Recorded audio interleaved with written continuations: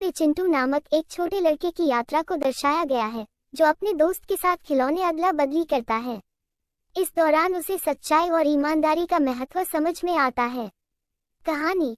चिंटू एक खुशमिजाज और चंचल बालक था, जो अपने मोहल्ले में सबसे ज्यादा खेलकूद का शौकीन था।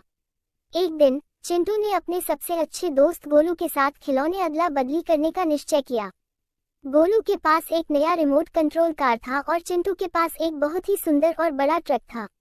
जब वे दोनों मिले, चिंटू ने गोलू से कहा, गोलू, क्या तुम मेरा ट्रक अपनी रिमोट कार के लिए बदलना चाहोगे? मुझे तुम्हारी कार बहुत पसंद आई है। गोलू, जो हमेशा नई चीजों की तलाश में रहता था, ने खुशी खुशी हाँ कर दी।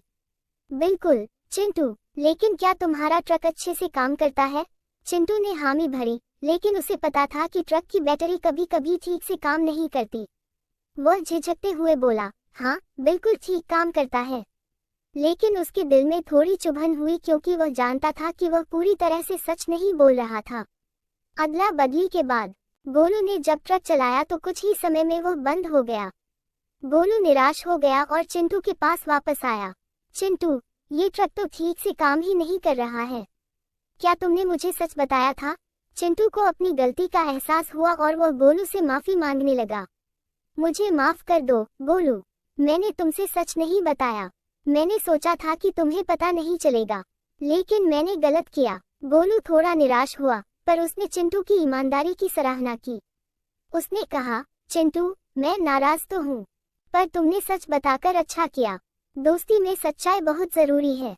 दोनों दोस्तों ने फिर से खिलौने वापस बदल लिए और चिंटू ने अपने ट्रक की बैटरी ठीक करवाने का वादा किया। इस घटना से चिंटू ने सीखा कि सच्चाई और ईमानदारी हमेशा सबसे अच्छी नीति होती है। अगले कुछ दिनों में चिंटू ने न केवल अपने ट्रक की बैटरी ठीक करवाई, बल्कि गोलू को एक छोटा सा उपहार भी दिया, जिससे उनकी दोस्ती पहले से भी ज्यादा मजबूत हो गई।